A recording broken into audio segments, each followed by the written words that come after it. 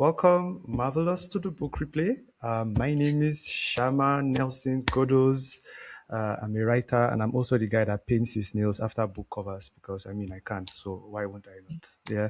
And It is really pretty. It's good work. thank you so much.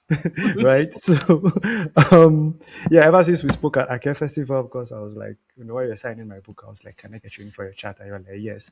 I've been dreaming of putting this on my fingernail. So, while I got the chance, I did not waste the time.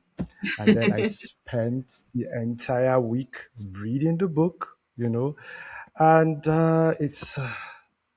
it has just been amazing. It has just been really amazing. It was an I'm really amazing read. glad you enjoyed it. Yeah, I think one of my last conversations was with Tendai Huchu. He's also like, he has been hopping genres for a while. Yeah, And love Tinder. in the middle of the chat, he was like, "Oh yeah, Marvelous, who wrote Mike Firstborn of the Sun?" Yeah, I was like, "Yeah, I know." I was like, "She's a beast, man," and I was like, "Oh." I'll send you the clip later. So Send it to me. I love Tinder. He's so amazing and he's so brilliant. Yeah. yeah, he is very, very, very, very brilliant. So for those of us who are just hearing that you're a beast, tell us about Marvelous Michael Anson. Who is she? A writer, I think Hmm. primarily a storyteller. And I've written a couple of books now. I started out writing short stories and poems. I used to have a blog when I was a teenager, and it was very much a place for me to kind of write out my thoughts and stories. And I go back to read them occasionally to just kind of remind myself of kind of how far I have come. It's really good to see what was important to me at that time. So I like to go back for that. And then I wrote a thriller when I was just out of uni. It was this really interesting story that I thought I want to weave this and I want to kind of put this out in the world. And Firstborn of the Sun was then the book I wrote after that. And that's put me on this journey where I'm now writing a series where I have the second book that I have just completed coming out later this year. But this is my first time, I think, writing a series as well. So just over my kind of writing career, I've kind of dabbled in thriller and fantasy. I would call myself more like a speculative writer because I feel like I'll just always be on the edge of something speculative, Hmm. whether it's full fantasy or dystopian or something that's more grounded but has like a speculative element. I think that's kind of where my next few books will probably lean towards. So that's a bit about me as a writer. I didn't even know you had a thriller before. What's the name of that thriller? When I first wrote it, I released it as birthmarked, but a few years afterwards, I wanted to re-edit it because it's one that had so many kind of threads in it. I thought I could do it a bit better, so I republished it as His Dark Reflection, which you find on Amazon or kind of anywhere. And the theme of it is, we're following the story of this girl who witnessed her father kill her brother, but he then said he didn't. So she's kind of questioning everything and she's having to live with both her parents at home and she's trying to figure out which one of them is truly responsible for killing her brother or while kind of living in the house with them. Okay. Yeah, that was dark. I didn't mean for it to be too dark. I don't know. When you read it, it might not feel as dark because yeah, maybe a little, but not too much. It's like a psychological thriller as opposed to a scary. If you say it's not dark, I will just have to agree until I put my hands on it. But yeah, that's super great. Because I thought Firstborn of the Sun was like your debut. It's my trad debut in that Hmm. the first book was self-published. So Firstborn of the Sun is the kind of first book where I have a publisher. Oh my God, I hope I have enough time to hear that journey, from indie to public portrait. But let me just move on. Still asking about like writing because I was also going to go back because at the end of acknowledgement, you said you gave a lot of thanks to your grandmother for teaching you how to write and not just tell you stories. And I know Mm. traditionally grandmothers tell stories, but your grandmother taught you how to write. So tell me the story about that. It's not a very long story. She lived with us for a few years, and she's back living with us now, actually, with my parents in Abuja. But she was an English teacher. So she lived in that colonial era where she was a teacher and she was teaching English to like her students. And when Hmm. she stopped when she retired. She moved over to live with us, which is, her daughter and our family. And I was her student. I was her student of one, really, which can be quite intense. I did not enjoy it as much as I was a child. I wanted to play around, and I can be quite extroverted. And I want to play outside. I want to make friends. I don't want to sit down in this room and practice my writing and my grammar and all of that. So we were not friends. Like, we're great friends now, but I didn't enjoy the learning process. But I'm so grateful for it, because so many things that she taught me that I do instinctively, I don't know how to teach someone else that. I don't know how to say, this is when Mm. I learned this particular thing, or this is what you should do. Like, I read a sentence and I know instinctively whether it's right or wrong, but I can't quite teach someone else how to identify that. And I think it's just because, like, we shared a room. So it's like living with your teacher. It's like there's no days off. But in addition to that, she was also a storyteller. She would tell me lots of stories. And in the times when she would take vacations away from us, so she would go visit kind of other extended family, I would then write to her. And she used to do this thing where I'd write a letter to her and she'd write one back to me. And the letter I get back from her would have like the correction of the grammar of the ones I sent to her. So it would have like a red pen. So she's like, no days off. She's constantly teaching at every point in time. So I used to get back everything, my own letters and hers. Hers, which would be perfect, but mine, which would have like the corrections of it, for like the commas and the spellings. And I loved it. I looked forward to it. Yeah, it was very, very intense training. So I feel like one way or the other, I would have been a writer anyways. Thank you so much for sharing that. When you say it wasn't going to be a long story, I was like, okay. But I think, and I'm so glad that happened, because I can see that rigor even in how like you plot out your stories. Because I was going down your Instagram and I saw where you had like big A3 sheets where you were writing down things, and I was like, am Yeah, I like in writing my at all? background. Right? And I could see how that even flowed, even with the way you do the structure of your story. It was beautiful, because we start from the middle of like the kingdom, and then as we are going through each ring, we are progressing outwards. Where the kingdom is losing, essentially, we are seeing them essentially sort of like lose power, lose their secrets, and the story is progressing forward. So it was just very consistent. And throughout it, I was just thinking, oh my God, structure, structure, structure. So first, well done. Well done. Thank you. And that rigor shows, it shows through. Glad for that. You don't just write as a writer, because you're not just technically gifted in writing.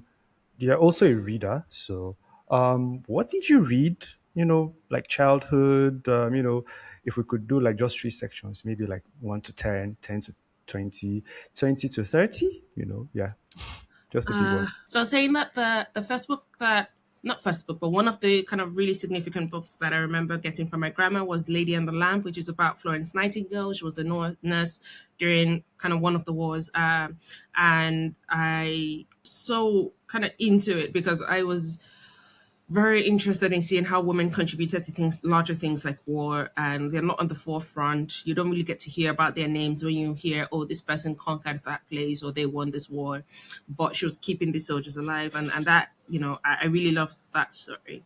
During my kind of early teenage years, I spent a lot of time reading books that were made into plays, and things like the gods are not to blame. That's one that's like scarred into my mind because it was not a children's book and scared me a bit. And things that I think we also got recommended to in school, The Incorruptible Judge, Drummer Boy, just books that were written by Nigerian authors that really showed you the in-depth parts of even purple hibiscus, the in-depth parts of domestic life in different parts of the Mm, country. And I grew up in Abuja, so mm. I got to read a lot about what's happening in the north and what culture was like in the south. And so that really helps kind of shape my idea of pulling on cultures and adding that to stories that can stand on their own. But yeah, that's, I think, at some point I discovered television and I moved away from the library and started watching way too much TV, which my grandma hated. As an adult now, I have kind of fallen back in love with books in a way where I still consume a lot of my books through audio because I just enjoy Mm, the experience of listening to, having someone tell me the story, as I would have mm. heard it as a child. And so that's kind of where I lean to now. So I'm able to, I probably read like one or two books a year, but I'd listen to like one or two books a week. So the difference, the kind of how much I can consume by listening to audiobooks makes all. Yeah, I really can't wait for the people in my book club. They are like audio books and not books to hear this. Yes. Yeah. Of course, they are. Yeah. I say to people who say that when you consider that almost everything we know about Yoruba culture is exclusively by oral storytelling, you're diminishing the weight of being able to hold cultures across centuries. Yeah, so it is the same thing, and if not more It's significant, because you will remember. I feel like you also remember more when you listen than when you read, but that is not scientifically proven. This is just my theory. but like it's like you just press the red button and I'm about to like just go off and go on this long rant, about how, we're on the continent where oral storytellers before writing, there's a whole spiel I go on. But about Yoruba stories for this book, I think that's what really caught me because I have read a lot of stories steeped in Yoruba mythology. And if there's anyone that has done it, I don't think they've done it like you have, that it is really stitched into every aspect, so much so that your text has those tonal markings. And when I just opened it, I saw more in me. I just saw the dot underneath. I was like, yeah, somebody cooked here. So I um should say that I did want that there, but it's not my work in that. My cousin's a translator. He's a Yoruba scholar, and so I have him do all of kind of intonations, and it was a lot of work, and he had to go through every single word because I speak Yoruba, but not that well. Like I think my grandma focused more on English to her chagrin now. It was really important for me to get it right, but I couldn't do it on my own. So I definitely had to get someone to to make sure that they were correct and to check the proverbs and make sure that all the spellings and all the diacritics are correct and all of that. But I'm really happy that it came through in the end. Oh, it came through beautifully. Like, I think after I dropped the book, I was speaking about it to a member of my super secret book club. And I was like, you sort of raised the bar, for, when it comes to like taking African mythology into fantasy. Yes, because a lot of times, even my own fantasy draft, which like the first draft, there was still a lot of, because the fantasy I had read was from, the R. Martins, the Good Kinds, and everything. Yeah. So there was still some of that, Western, shape and style inside and stuff. So when I read yours, I was like, oh my God, thank you so much for showing us that this can be done and showing us ways. And I can only imagine the amount of rigor that it takes to even take a work like that out of completion. Like, how did you develop this rigor? Is it academic? I mean, it's probably academic because you had like grandmother live with your teacher live with you in your room. But then again, over time, like, how have you been able to sustain that throughout the how much time it took you to write this book and its sequels? Um, Yeah, to be fair, it is a fair bit of work. However, I think I'm really passionate about getting the story that's in my head out, and that is what I kind of tend to focus on. And I don't think my mom will allow me start something and not finish it. She's like, if you start it, you have to you have to finish it. But for me, it's also I want this story to be out in the world. And when I started, it took me like 3 years to even kind of get into understanding what I wanted it to be about because I knew that I got the idea in 2017, but it wasn't until like 2020, 2021 I started to write the first chapter, the first few chapters. I had like 3 chapters for a year that I'd keep coming back to and reworking. And at the time, I realized that being Yoruba, I know a lot about the culture I want to write about, but I had never written a fantasy book, so I had to kind of pause that. And I took lots of classes on how to write fantasy books, how to do the structure. Not that I wanted to kind of follow it all together because they're kind of teaching you still very Western ones that I was watching. So, say for example, Brandon Sanderson has this YouTube series that I watched like every single one of them. It took like 3 months of my life. But it helped to know what the rules are from this perspective and understanding what I wanted to change, and how I could find a balance between Yoruba storytelling and Western storytelling. So our stories are not necessarily structured in like a three-act structure, because most times you're telling the story and that doesn't have like a beginning, a middle, and end. You're just kind of listening. The flow happens more times than just three times within a single story.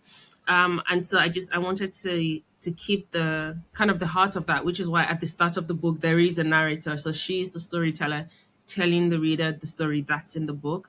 That was one of the ways that I could kind of keep that in. But for the rest of it, it was just, it was lots of research. And even though I appreciate the culture being very like oral in terms of how the information is passed across, I'm very grateful to everyone who decides to kind of write it down, because I needed that. So I had to do a lot of research on the gods and the myths and the histories and things that like I said, my memory is really bad. So I couldn't rely on just myself. And I had to do lots of interviews as well. So I would chat with not just my grandma, but Yoruba people, and just like, I want to know your version. Because again, it's oral storytelling. It differs from person to person. Like, there's the overall main story, but there's still different offshoots of it. Each house has their own version that they've kind of added or removed from. So it helps to hear that. At the end of all of that kind of research, eventually you just do have to sit down. Like, writing is perhaps it's only interesting to the writer because it's just you and your laptop and your notebook, and you just have to spend those times quiet and writing alone.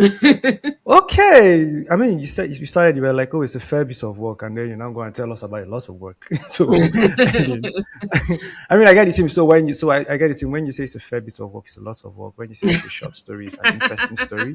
Okay, so but yeah, you said you conceived of this in 2017. Yes. I mean, what did you see in like the environment, in maybe the literary culture? But what was that thing that was like you were like, um this book is going to have a place in the world? Because that's like 9 years ago. Yeah, it was so random, to be fair. So I live in London, but I grew up in Abuja. My family's there, and so I was just going. One of the flights where I was going back and forth. Flight path takes you over the Sahara, and Hmm. there was just this scene where I hadn't realized that there were ice-capped mountains in the Sahara, because in my mind it's really hot, it's melting all the time. I expect mountains, but not ice and snow. I saw like there was lots of snow, and it like crept down the mountain all the way to cover the sand, and you could see patches where it just melted off, but it was still like a huge kind of dump of snow in the middle of the desert. And I just thought, oh, it felt magical. And I just thought, oh, I can do something with this. I wanted to write a story about elemental powers, and I just thought, I wonder if I can have people who have this heat energy and cold energy, if I can get them to balance out the way these elements have found a way to coexist together in this desert. Yeah, so that was kind of like the very first idea, but I didn't know who these people would be. I hadn't yet decided to make it a Yoruba setting until a few books I think came out that year.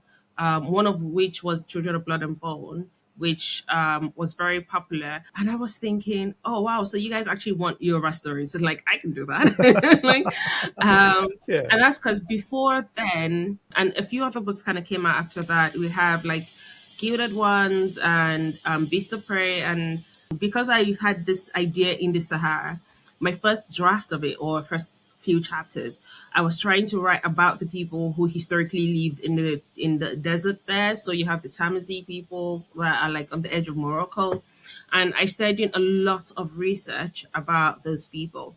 And so when these books started coming out, I thought, wait, I can actually switch this, because this is taking me so long, because I don't want to because it's not my culture, I have to do so much more research. But I can just write about what I know. And, the world stage at the moment is saying that African literature is on the up.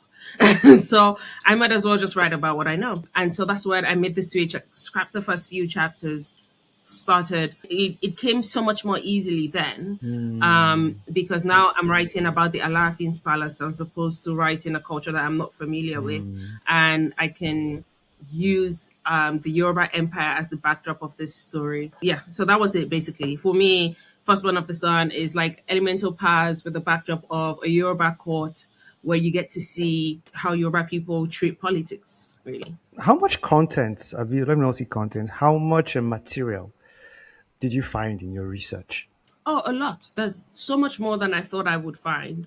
Also because of transatlantic slave trade, it doesn't exist only on the continent. So there are different pockets of Yoruba people all Yeah. across, outside of Nigeria, within Africa, but also outside of Africa. And you find that descendants of people who had kind of moved to these different locations or were taken to these different locations have used not just oral storytelling to hold down the tradition but write about it as well. Mm. You get to see lots of interviews, you get to see lots of essays and articles. Mm. And when I was researching like the Yoruba gods as well, even though they're like in the backdrop of the story, you find that their names change slightly depending on how far they go from the continent.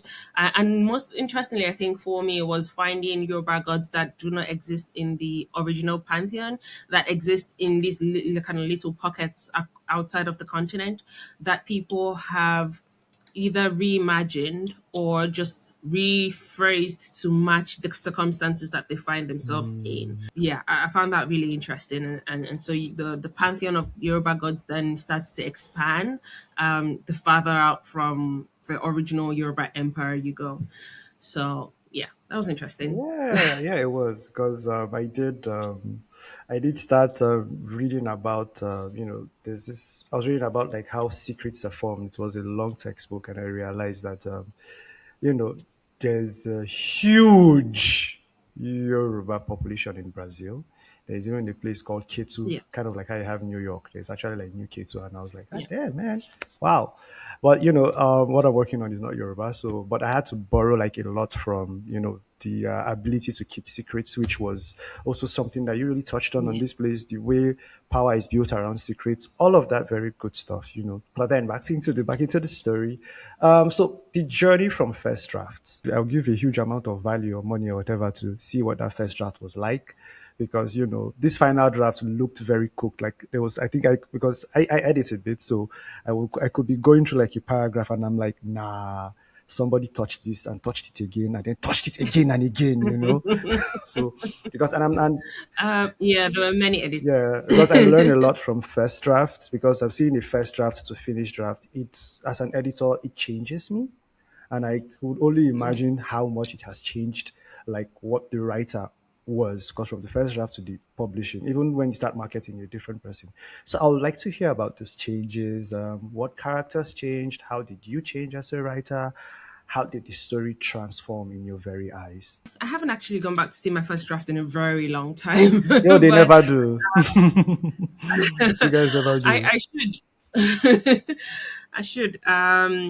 But the first draft had like 8 point of view characters, and that's because I wanted to, because there's so many secrets in the book.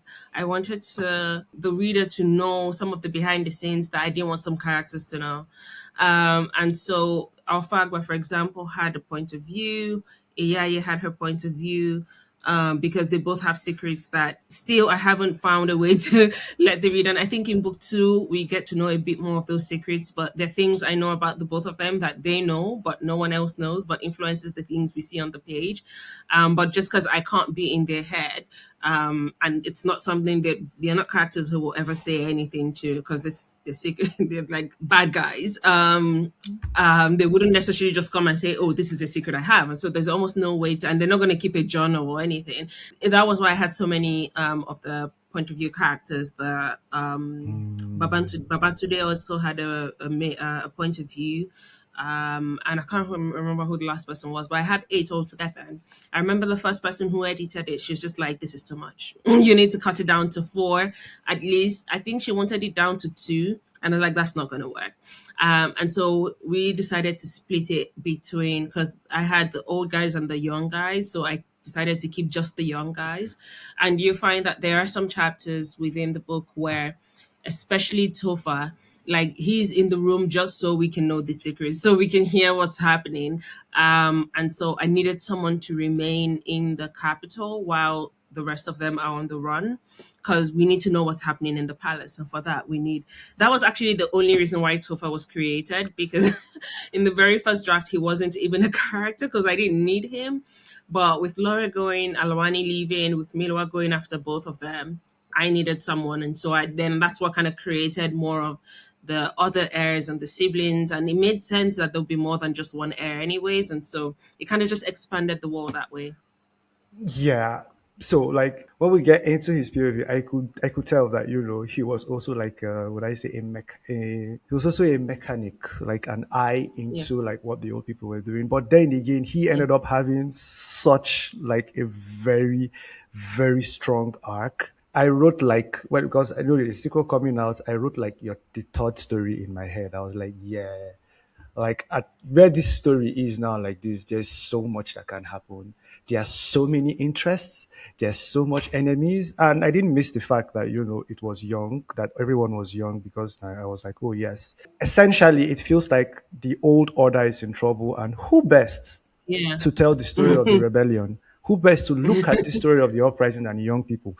So I Yeah. mean, your editors, great work. I don't know. Do you want to take a minute to shout out to them? I think we should, because if I see them anywhere, they get a jug of tea from me. So yeah. Yes. So my editor is basically the woman who's bought my book. She's Rebecca Hilsden at Penguin Michael Joseph, Mhm. and she has such a really good eye for picking out things and making it better. And it's not always easy to hear, because when I get her edit notes, I'm just like, I need 3 days to recover from from reading this.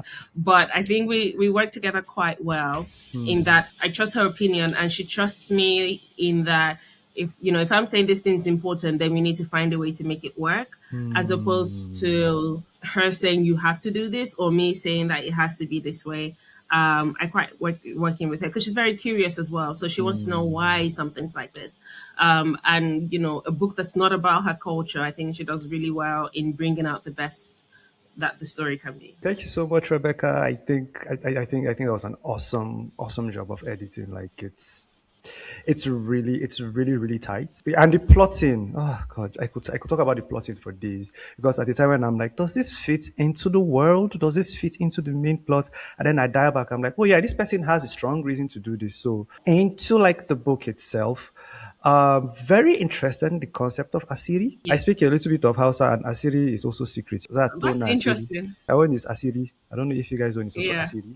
That's in Yoruba. Ours is Ashiri, so we Oh, just we don't have H in the Yoruba language, I ah. don't think. However, we pronounce it, we just don't write it. So there's a dot under the S, which goes for like Mhm. shh. Yeah. Okay, thank you so much. Yeah, okay, thank you, Ashiri. Now, I like the concept of Ashiri. Like to go to the lights, for the lights to guide you home. You are not burdened by this entire the problems of the flesh, essentially. And I wanted to hear more on that, on like what is behind that concept. What's that philosophy like? Is it core Yoruba philosophy, or is something you came up with? I was just thinking, how can that help me as a person in the community? you know. I don't know how helpful it is in community. However, the reason that I put that there, it's not necessarily a Yoruba concept. Mm-hmm. It's for me, it comes all the way back to oral storytelling. And because our culture and tradition has it has sustained over the years. However, there's still so much we've lost because we're relying on memory. And I just felt like, imagine if it is so important for you to remember and to pass on the things you know, so much so that at your deathbed, or when you're dying, even just randomly on the streets, at war, in battle, you have to tell someone everything you know. And so the rule within Firstborn of the Sun is, if you know that you're the only one who knows this particular secret, you have to tell someone. And I have a big battle scene coming, which will kind of show this more. But even enemies that are fighting, as soon as, if you kill someone and they say they want to give you their ashiri, it's like the one thing that breaks every barrier. You have to take people's ashiri, because it's seen as just the most evil thing you can do to someone, to not take their ashiri. Which is why there's a scene in book one where Milua kind of kills someone because she's an assassin, and they're asking her to take their ashiri, and she's like, I can't, because she already has so many secrets. Because you also have to consider the number of secrets you know. If you're dying, someone just randomly like stabs you, you have like a minute or so to say everything. So people also try to not hold too many secrets. And so she just finds a random person and she's like, take these people's secrets, instead of her taking it on herself. And so yeah, that was my way of saying I wish that we didn't lose information. I wish that we could hold everything that we need to know. We know. And so it's from big important things to small things like, as long as you believe that you're the only one who knows it. Say you saw someone steal a goat and you know that no one else was there. No matter how small it is, you just have to be like, oh, this random person stole a goat, which is why there's a major character that is dying in book one. And she stops everything to say, this thing that I know. And that kind of changes the plot of the story, which is why it's important to to say your ashiri. And it's the very last thing that everyone will say. Someone dies at the start of the book as well, and we see Laura go to them and she's like, do you have any ashiri for me? Yeah, so that is the concept of that within the book, but it's not necessarily a Yoruba thing. It's just I was just trying to think of a way to say let's remember stuff. The fact that it's not even a Yoruba thing makes it absolutely more cooler because if you work on it a little, add a little bit of cult leader powers into it, it could become a religion, Yeah, because Oh gosh. well done because that's really inventive. It's God for the damn. drama. It's just like when you as you're dying, you just be like, that man is not your father. Just random Yes, things like yeah. that. So that's a really strong one. I really like it, and I can see like a lot of things that could be done with it because I think when it's sort of like if I look at it technically, it's sort of like a device that activates at like the latter part of the story. The entire book is someone's ashiri. So the storyteller, she starts by saying, "It is you, the gods, sent to collect my ashiri." So she's someone who died without saying her ashiri, and the punishment for not for taking anything out of this world, which is taking any secret out of this world, is being stuck in like a limbo. So you don't go to heaven or hell or anything. You're just stuck until you can. Not often do they get the opportunity to. So from the narrator's perspective, she just encounters the reader and she's telling us her ashiri, which just happens to be a 3-book series. Wow. And which is why at the end of the book she says, you can go and come back. And I'm currently writing her words in book two, and it's almost like, oh, you're back, and you've brought friends. Sit down, and I'll tell you more. So yeah. Okay, so heading into characters now. Beautiful characters, like beautiful characters. And I think one of the things I also liked about the text, about how, because now when you say that it's oral, I can't see why there was quite a lot of dialogue. I don't remember much about Iyaye, but whenever she's on the page and I'm seeing her quotation marks, Iyaye said, I'm like, yeah, I don't think I would want to stay in the same house with somebody that speaks this way. So that was No. really good, right? Probably not. Great character. So I'm going to try my best. So I don't know without spoiling these characters. My favorite, of course, is Temilore because she's this strong character. There are so many places where she could have broken everything and I've just been like, guys, we're going home. But she refuses to go home through the sheer will of what she wants. Just sometimes just on a whim, she starts the plot, she changes the plot. Her presence, even the way she thinks, is already sort of like it's not like a virus in that very careful system of secrets that they have built. Did you have like a lamp that when you rubbed there was not genie that said, oh, so this is the character that you should use? Or No, that would have been nice and handy. No, so I knew that I wanted elemental powers, which is, heat on one side, cold on one side.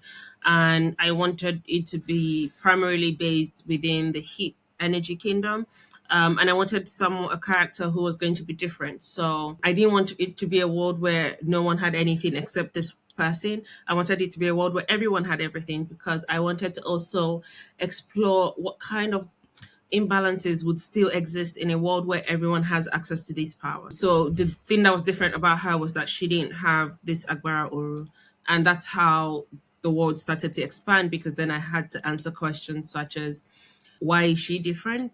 And then I thought, okay, maybe she's from the other part of the world. Maybe she's from the cold side of the world.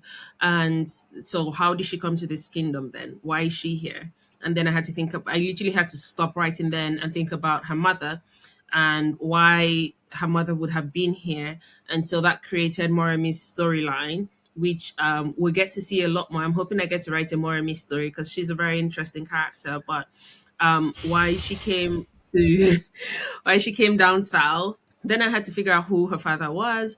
In the very first draft, Babaiton was her biological father, but as I continued to kind of write Moremi's story, it wasn't adding up. So I had to kind of remove him, but still put in a father role.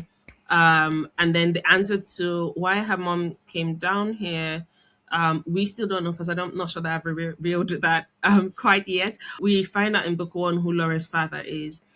And so that, again, I was just building her own history that she doesn't know, that the reader won't, fully know until book three.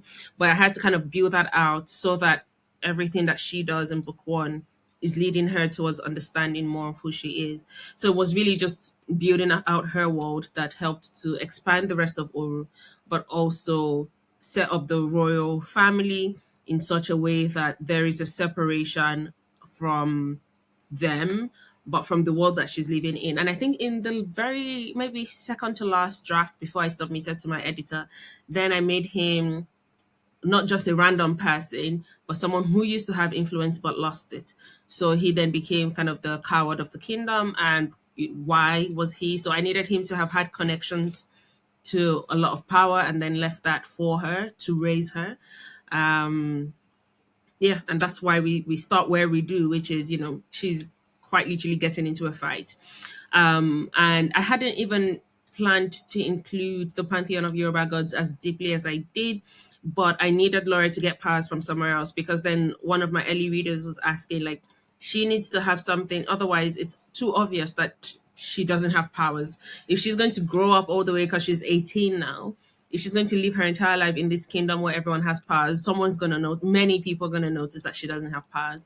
And so I then thought, okay, if I have Shango as her patron god and the Orisha that she's pulling fire from, she can pretend to have, because Agbara Ori is like, it's heat energy, it's not quite fire, but you can manipulate fire with it. And so she just can't create the illusion that she's doing the same thing, even though she's pulling from a completely different source.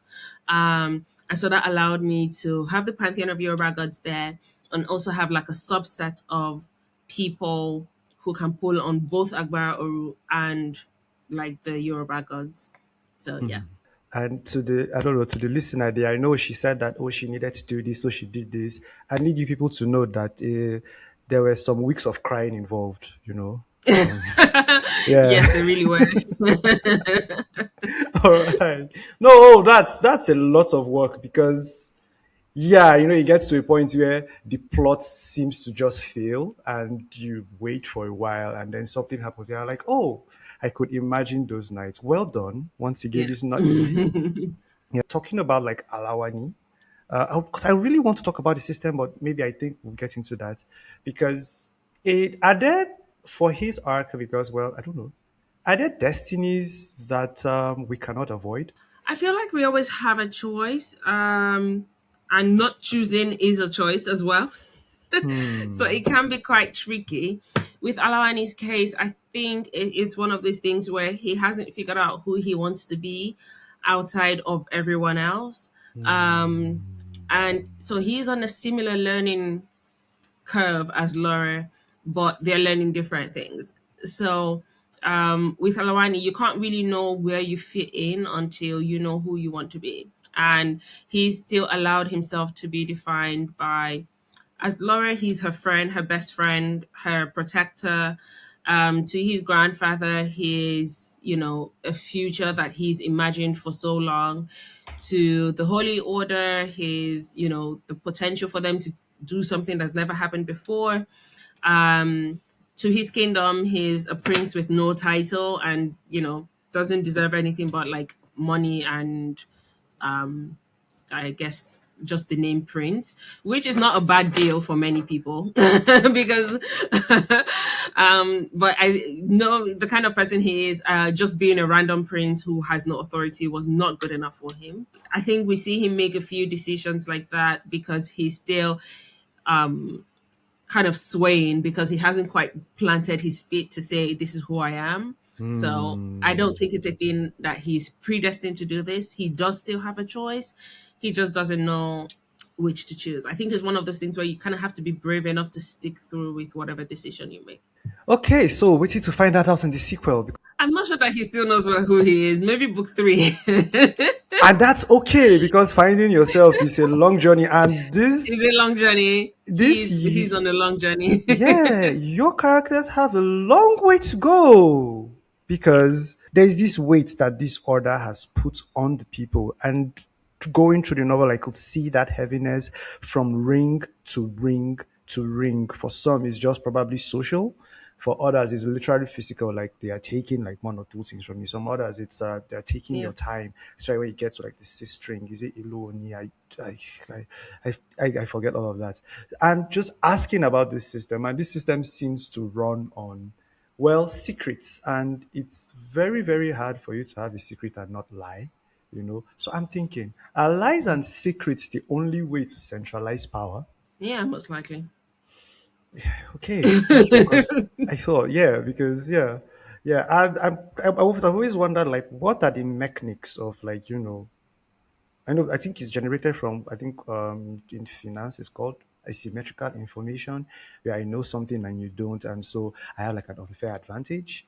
And I'm wondering, is it also like that in like I think it's like that in politics, but what would be the mechanics of that in your kingdom? Like I don't know if you're able to like put words to that. What they tried to do when Oru was created and they first got their powers was split the lines of influence and power so that you have kings and queens and heirs and princes and princesses, and then you have the holy order where you have high priests and priests, and the goal is they're going to be checks and balances for each other.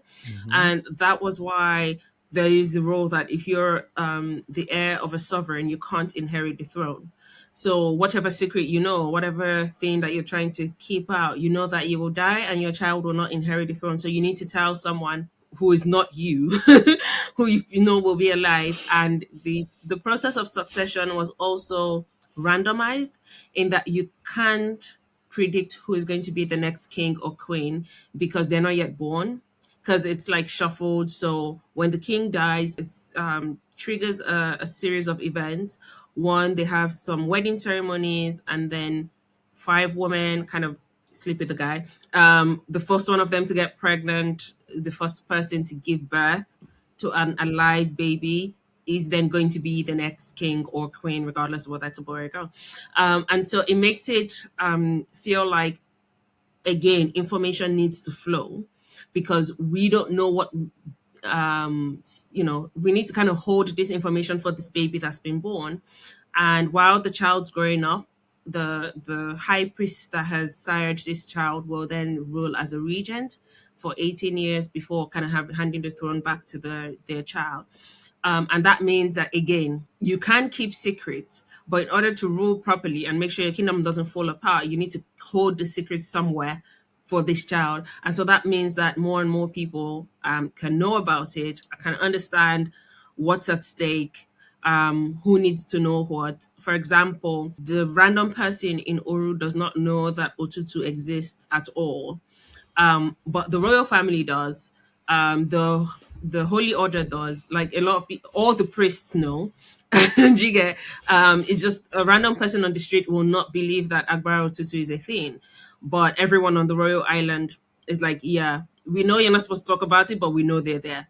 So that's kind of the difference. I feel like even though they're still hoarding information and secrets and lies and all of these things, it's no longer just one person or one family where it would be that if it was a monarchy. But now it's different people because you don't know who's gonna die, you don't know when, what's gonna happen. And beneath all of this, there is still a secret order that exists to serve the sovereign. So like the numbers, the Meiji and Major and all of those people that we met during book one that we see a lot more of book two, because now they have to answer to Tofa, who is like the crown heir. So you're seeing that it's there, but it's more people know. More people have to be involved just because of how random succession is. No, but that's a lot of management of information. Yeah, it is. It's It is. You never know who knows what. because I'm looking at it, and to manage that information, a lot of sects have been created, and the rules are so tight. Yeah. And especially like the House of the Maidens, it seems like at this point, like I'm looking at the maidens and they have so much power, but then again, they are still subjects throughout everything. Midwives, inarguably, and I will fight with any of the fellow readers, is inarguably the strongest person there. I think she'll beat anybody in that. Yeah, in book one, she will beat anybody. Yeah. But then again, Fair she enough. was still like subject to some sort of like power, some sort of, I don't even Her know how they oaths. did Yeah. that. Yeah, and it's also very reminiscent because even the character that even starts the entire kerfuffle that we get into is also a woman, and I really do like the idea that it takes just like a single woman with her own will to topple the government, and I'm like, yeah. I think this is real, and I think that if we're ever going to like topple like some sort of crazy system that's oppressive, it's going to be from the people who are oppressed. I don't know if you agree with that, or if it's something that Yeah. I think you proved it Marmy here, has a yeah. right? I think yeah. They were in trouble long before Marmy got into Oru, but she definitely sped things up. Okay, thank you so much. Okay, so there was also like the old gods, and then I think there was a part where you build this thing about how they used to get power from the old gods, and then Abara Uru came, and then that's sort of like a strong back history. And I was like, yeah, I would pay for a prequel because when Me you too. okay. I thought about that for a very long time and I was like, what does this mean? Because I was trying to link it down into like my society. I was like, what does the departure of the old gods mean? Because when it comes to Agbara Uru, it now feels like you get your power from who you are, your individuality essentially.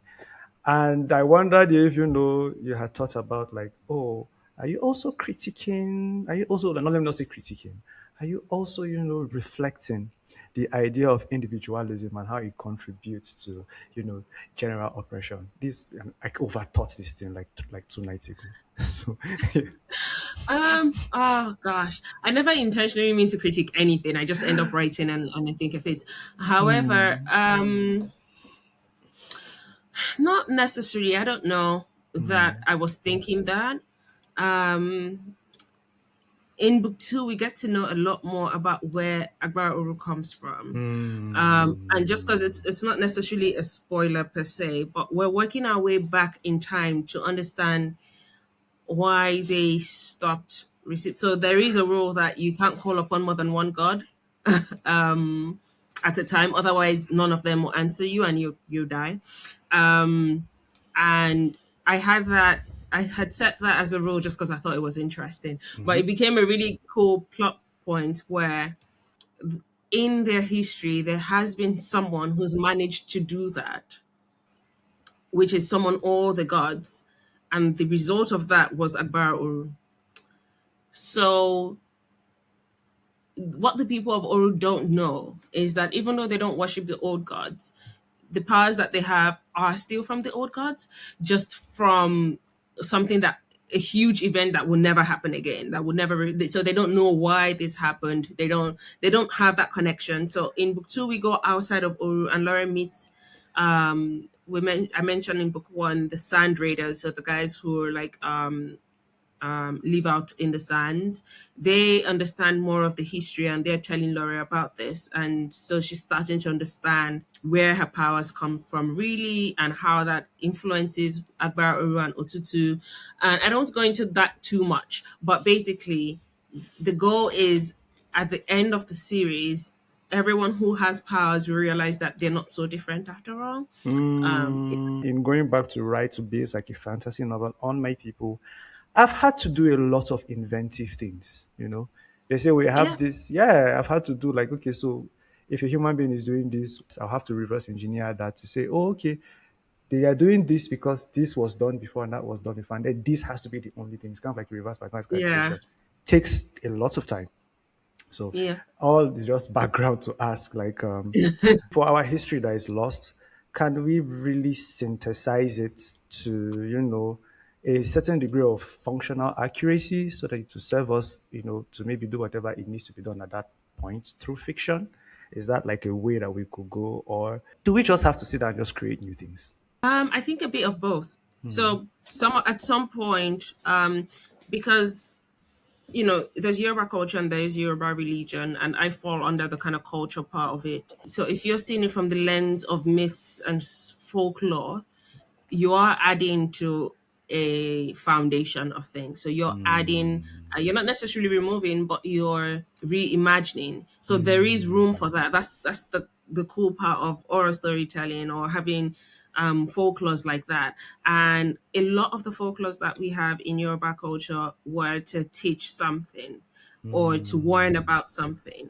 And there's a god of kind of diseases and healing, and during the festival for that god, in the olden days, it would just it was there was no set time for it, so it could be sporadic. It could just be like, oh, this weekend the masquerades for this god is coming out, and because it was god of diseases, it was like, you need to clean the streets, you need to make sure that we're going into quarantine for 7 days. And that usually was prompted by the royal family, so the king at the time, when they realized that there was an outbreak of a disease. So they're linking the concept of this god to cleanliness in this way, to quarantine in this way. And if you look at what we did, even now, when there was the COVID pandemic, it was still just quarantining. It was just like, stay in your house, clean the streets, don't talk to anyone, and the disease will go because it won't keep spreading. But to the people, the storytellers are telling you, this is a god of diseases, and this is what the god demands, that you'll have to be in your house for 7 days. And so it serves two purposes, in like, you are kind of keeping safe and medically quarantining, but you also adding context to that. You're putting a story around that, such that if we call for this again, whether it's common sense or the fear of the god, one thing is going to keep you in your house, and that's what all we want to happen. So there's so many things like that, that you're able to make a story such that people understand it a bit easier, or people are able to kind of comply with what you want them to do, really, and stay alive. And that was a really interesting tool, in how not just political but even spiritual kind of powers within the Yoruba Empire would use to influence people by stories. So when we hear of those stories, we are still able to reimagine it for our context now. Mm-hmm. So I think there is definitely room to, because I don't consider my story to be like a retelling for anything that has to do with the Yoruba gods. I see it more as a reimagining, like a folklore. This is just one of the other stories that someone would tell you under the moonlight. There's nothing kind of so special to it to add or remove from what already exists. It's just playing around in the sandbox, really. Playing around in the sandbox. Yeah, that's really powerful. Okay, but I think I have just one last just also one last question. I think it's something that I keep finding whenever we have like centralized power, and I always ask. I wonder, what is it about when I say centralized power that seems to attract the worst of us? And is there any other way to navigate the world? Because it seems like they're just always here like flies, and it's like it fits them. Or I don't know whether they shape it to fit them. But is there a way No, to equalize and then like we still have leadership and then like we're still great? I think it's that thing where power corrupts and absolute power corrupts absolutely. So the more centralized or concentrated power is in a single position, the more likely it is for that person to be corrupted as a result of having the power. So they could have been a good person before they got there, but when it feels like the stakes of the world is in your hands and you alone, there's so much, even if you were a good person, there's so much pressure to not make the wrong decision that you sometimes end up making the wrong decision because you get so paranoid. Other times you start to feel like, actually, the fate of the world is in my hands. I can do whatever I want. So either way, there is room for corruption, and the more power you have, it's very tempting. It's very tempting to be a good person, be in a position of absolute power, and not be corrupted by it. Which is why I think the answer to that is just no positions of absolute power. So I think at some point, not that it worked for them long term, but in the short term, one thing that the ancient Romans did was have like two consuls. So Hmm. think of it as like like co-presidents, where each one of them had veto power. They could veto whatever the other person said, and veto their veto. So they had to agree. So two people had to agree in order to kind of make it work. Or, you have countries or organizations that have councils where it's like we're 4 or 6 people or 12 people and everyone has to agree. When you think about a jury system and everyone has to agree. So it's kind of Hmm. trying to spread out power as far as possible, so that there is not just the one seat, one person, one president, one king, one queen. But wherever people are, there is room for things to go wrong. So So we are, I don't know, with this answer, I'm sure we are in for a ride for, sequels 2 and 3, you know? Yeah, okay, okay, yeah, okay. yeah. Uh, Final question. So when are we getting a Nigerian tour? Is that in the works? Because you guys have been crushing it on the marketing. Like every other weekend, you are somewhere. And sometimes I'm hoping to see like a Admiralty Way Lagos instead of like an That's Edinburgh. a great question, actually. I'm hoping to. I want to come for IK again this year, and if I do, then I might kind of go to other cities, but I'm not Hmm. sure. Ah, But yeah, we'll see. But it's definitely in like it's something that I would like to do. yeah. If you can make it, please, because because someone in my book club was like, oh, do we know any Nigerian fantasy books?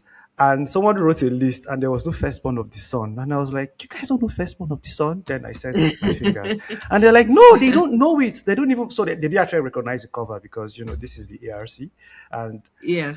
this is incredibly cool. Like I thought that it would be along the lines when I saw how it had carries, and then I read the book. I was like, okay, you know what? That makes a lot of sense. It's more catchy, Yeah. for its Yeah. audience, but for me, Yeah. I'm a literary fiction reader, so if I see too many colors, I distrust the book. But so this minimalist cover was everything, and so I was like, I'm keeping this. I'm not getting that one.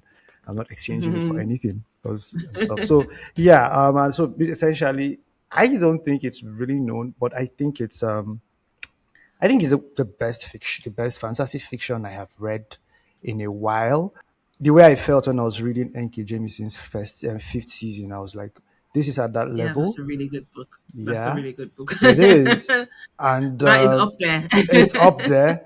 And that was what I was getting, like that detail into where like the world building it's not just a tapestry, it's also woven into the lives of the people, and this is also much more accessible than that.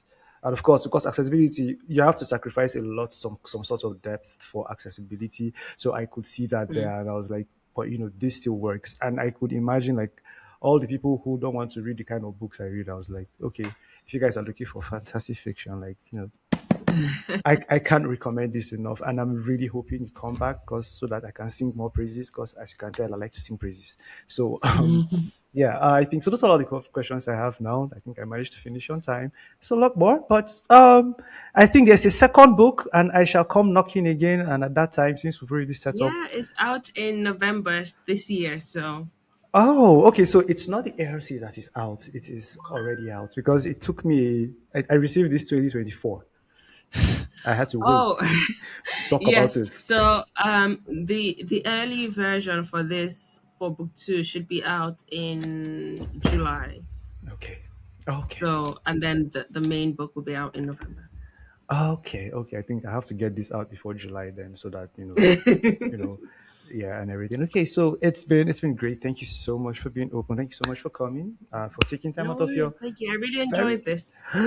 Thank you so much. Like that's. If that's all I get today, I think my day is made. It's been fun. It's been really really insightful. Great talent, great writing, and one of the things that really really touched me was just how rigorous you are because it's. I enjoy rigor. I can't wait for you to, start any rights, my movie rights for this movie money, and then I'll come and say, okay, God, I saw the first interview. So yeah, that's great. All right.